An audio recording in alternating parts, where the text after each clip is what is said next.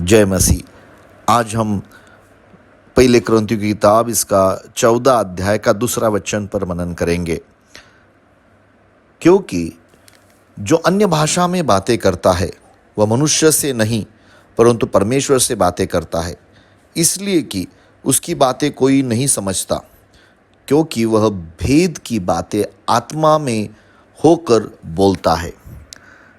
प्रियो, प्रभु यीशु मसीह ने अपने चेलों से कहा कि मैं पवित्र आत्मा आपके ऊपर उंडेल दूंगा और आपको सामर्थ्य प्राप्त होगी और आप पूरे दुनिया में एक मेरे गवाह बनोगे।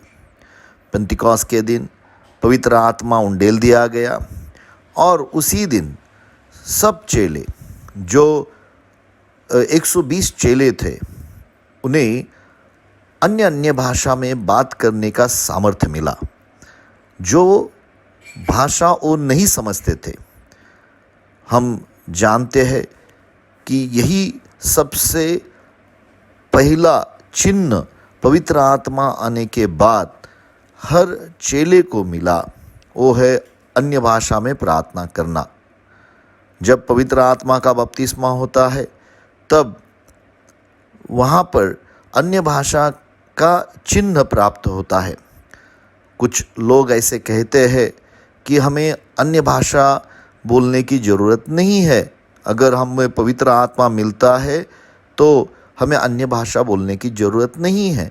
लेकिन प्रेरित काम की किताब में जहाँ जहाँ भी पवित्र आत्मा का बपतिस्मा हुआ है, हर जगह पर उधर ये लिखा गया है कि उन लोगों ने जब पवित्र आत्मा का बपतिस्मा हुआ तो अन्य अन्य भाषा में प्रार्थना की, सिर्फ एक जगह पर छोड़कर। प्रियो, अन्य भाषा में बात करना ये परमेश्वर का सामर्थ्य है, मनुष्य को दी गया हुआ परमेश्वर का ये सामर्थ्य है। ये भाषा कोई भी मनुष्य नहीं जानता, ऐसा वचन कहता है। जो अन्य भाषा में बात करते हैं वो परमेश्वर के साथ बात करते हैं, उसकी महिमा करते हैं, और ऐसा लिखा है कि भेद की बातें वो करते हैं। प्रियो,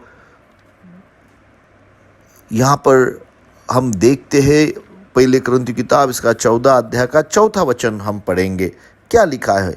जो अन्य भाषा में बातें करता है वह अपनी ही उन्नति करता है, परंतु जो भविष्यवाणी करता है वह कलीसिया की उन्नति करता है। यहाँ पर लिखा है कि जब हम अन्य भाषा में प्रार्थना करते हैं तो हमारे खुद की उन्नति होती है। उतना ही नहीं प्रियो, अन्य भाषा ये हमारे प्रार्थना जीवन का बहुत महत्वपूर्ण ऐसी ज़रूरत की बात है, क्योंकि हमें प्रार्थना कैसी करनी है हमें मालूम नहीं है। रोमियो किताब इसका 8वां अध्याय का 26 वचन हम पढ़ेंगे। वहाँ पर क्या लिखा है? इसी रीति से आत्मा भी हमारी दुर्बलता में सहायता करता है, क्योंकि हम नहीं जानते कि प्रार्थना किस रीति से करना चाहिए, परंतु आत्मा आप ही ऐसी आहें भर कर जो बयान से बाहर है हमारे लिए विनती करता है। इस वचन में स्पष्ट रूप से कहा है कि जो हम बातें नहीं कर सकते, हमें मालूम नहीं, उससे बढ़कर आत्मा हमारे द्वारा प्रार्थना करता है। प्रियो, प्रेरित पौल पहले क्रंथी 14 अध्याय के 15 वचन में क्या कहता हम देखिए पढ़ेंगे। अतः क्या करना चाहिए? मैं आत्मा से भी प्रार्थना करूंगा और बुद्धि से भी प्रार्थना करूंगा, मैं आत्मा से गाऊंगा और बुद्धि से भी गाऊंगा। इस जगह पर इस वचनों में हम देखते हैं कि पौल जो प्रेरित पौल है वो कहता है कि मैं पहले आत्मा में प्रार्थना करूंगा, आत्मा में गाऊंगा, फिर बुद्धि से प्रार्थना करूंगा और बुद्धि से भी गाऊंगा। प्रियो, जब हम अन्य अन्य भाषा में प्रार्थना करते हैं तो हमें वो नहीं समझता, लेकिन उसी वक्त अन्य भाषा में प्रार्थना होने के बाद हम बुद्धि से प्रार्थना करते हैं तो उस प्रार्थना का हम अनुवाद भी हो सकता है। वो जो प्रार्थना हम करते हैं वो अन्य भाषा के अनुवाद होता है, क्योंकि प्रभु हमें कुछ ऐसी बातें प्रकट करता है जब हम लोगों के लिए प्रार्थना करते हैं। तो अपने व्यक्तिगत जीवन में अन्य अन्य भाषा में प्रार्थना पहले करना है और फिर बुद्धि के द्वारा प्रार्थना भी करना है। प्रियो, बाइबल ये भी कहती है, वचन में ऐसा लिखा है कि जो अन्य भाषा में प्रार्थना करता है वो हमारे आराम के लिए दी गई हुई भाषा है। ये वचन में लिखा है प्रियो।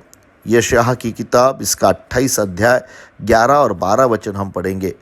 वह तो इन लोगों से परदेशी होठों और विदेशी भाषा वालों के द्वारा बात करेगा, जिनसे उसने कहा विश्राम इसी में मिलेगा, इसी के द्वारा थके हुए को विश्राम दो, परंतु उन्होंने सुनना न चाहा।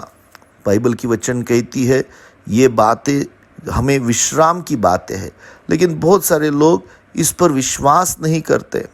हाँ प्रियो, बाइबल ये भी कहती है, अगर हम यहूदा की पत्र इसका पहला अध्याय का 20 वचन पढ़ेंगे, तो जब हम अन्य अन्य भाषा में प्रार्थना करते हैं तो हम विश्वास में हमारा जीवन बांधते हैं। हमारा जो जीवन है वो विश्वास के द्वारा बांधा जाता है।